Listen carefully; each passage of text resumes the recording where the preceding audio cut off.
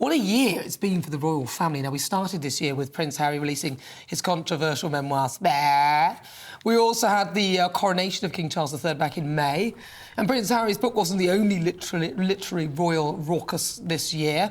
Omid Scobie, he came with his book End Game, which appeared to be that it is for him after that. His investigation into the state of the royal family. Then you had the royal race row with sibling factions and loads more. And as we look ahead to the next year, it's been announced that a new poll will ask the public on their opinions of the royal family. With this in mind, it's time for the Great British Debate this out. And I'm asking, is there any point to the royal family in this day and age? So let's see who's there. I'm joined by former BBC royal correspondent Michael Cole, human rights and LGBT campaigner Peter Tatchell, and anti-racism campaigner Femi Nylander. Right, well, I'm going to start with you, Michael. The royal family, some people, they're coming under a bit of fire, but this poll will be interesting. Do you think there is a role for the royal family? Hello, Nana. This is an absurdity. It is a complete misconception.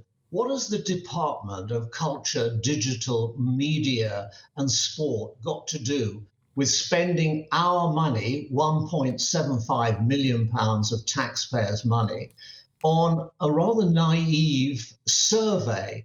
Look, there are 193 nations in the world.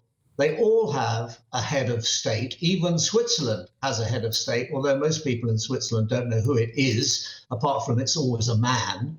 So a head of state does what a head of state does.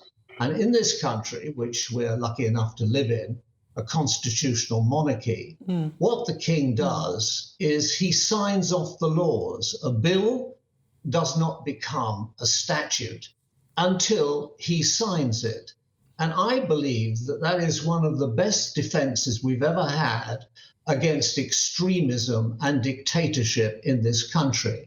Because if they put before King Charles III an oppressive piece of legislation, shall we say, like the 1936 Nuremberg laws in Germany, I know that he would refuse to sign it.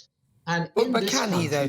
But has that ever happened? Has he ever? He has refused to sign them. That would provoke a constitutional crisis, and the people will then be able to decide whether they were on the side of the monarchy or they were on the side of Parliament. We've got a monarchy that goes back to Alfred the Great, who burnt the cakes and did many other things, setting up co-educational education, among other things. So apart from 22 years where we had a Commonwealth, which was a republic in disguise with Cromwell, we've had a monarchy, and we didn't much like the republic under Cromwell, so we restored Well, listen, I've got to get the others in, so I'm going to get Peter in to respond to that. Peter Tatchell, what do you think is that? There's this. I don't think there's anything wrong with doing the survey, in my view. But what do you think with regard to monarchy? Well, clearly, the fact that this survey is being conducted indicates that there are worries within high echelons, both within the government and the royal family, that the monarchy is losing support. And that is true. Successive polls over recent years have showed a slow but steady decline in support for the monarchy and for the idea that the royal family should be the vehicle for head of state. Among young people, more than a third now say that Britain should have an elected head of state, a democratic elected head of state chosen by the people for a fixed term and removable by the people if they fail to do their job. So clearly, this is a PR exercise designed to find out what the public thinks, and then hopefully, in the eyes of the royal family and the government, to fix it, to shore up support for the royal family. Do you think, though, but they know it is slipping away? I'm just going to pull you up on something, though, because whether we want a monarchy or not has been one of the most consistent polls. So I think the year before it was 66%. This year it was 63% and so on. So that is, and it's always just around there. And I just want to mention with young people, also surveys have been done that show that young people don't tend to be that in favour of a monarchy until they get older. So it seems to be that as they grow with the monarchy, it would appear that their support sort of grows. But Femi, what's your view?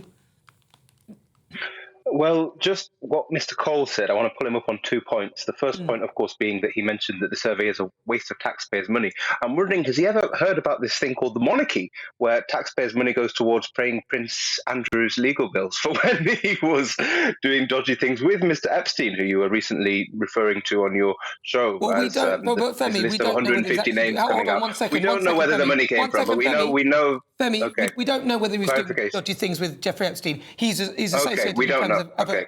that they know each other, Well, but as okay. for that, we don't know that. Sorry, carry on. Okay, we don't. We I don't didn't know. specify any dodgy things. Dodgy things could mean eating a Mars bar that was 2 days out of date. It didn't say what the things were.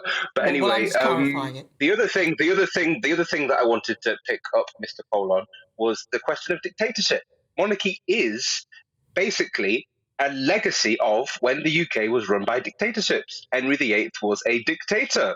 All of the monarchs who precedes him were dictators. These were people who had absolute power and were not elected. So to say that monarchy, which is basically a relic of absolute dictatorship, when supposedly we were less developed and civilized to have a constitutional monarchy and democracy. Monarchy is a relic of dictatorship. The idea, and someone put a tweet up the other day saying this is absurd that some 40-year-old guy is bowing to someone in year 6. It is absurd that people are bowing to someone because of who his dad was and who his granddad is. That gives you no standing as to being able to run a country. It means nothing. It just means that your dad or your granddad or your grandmom was someone. So the idea that monarchy is a protection against dictatorship because some unelected individual whose dad or whose mum used to run the country is able to not sign something into law. And of course, Charles can't get away with saying, I'm not going to sign this. And Charles does sign off on many pieces of oppressive legislation. And his mum signed off on many pieces of oppressive legislation.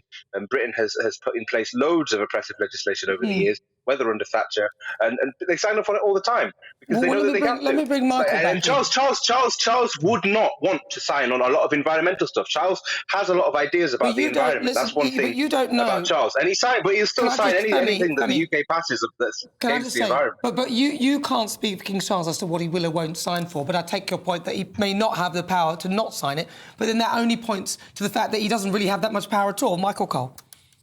Yeah, there is a Bill of Rights, 1686, which was the new settlement between Parliament and the monarch. And since then, of course, the franchise has been extended and extended and extended. And we live in a democracy, a free country. We're very lucky to have that. Many people in this world do not enjoy that privilege. But what Peter Tatchell said was absolutely right. Younger people are not so keen on the royal family. I know that. I took part in a debate at Exeter University recently in favour of the monarchy and lost. Not badly lost, but lost. But I was going to acknowledge that. I would just point out that there are those polls, but it does show that as people get older, they are more likely to support a monarchy. Listen, I'm running out of time. I could talk to you guys for ages. Thank you so much for your thoughts. Michael Cole, Peter Tatchell and also Femi Nylander, thank you so much.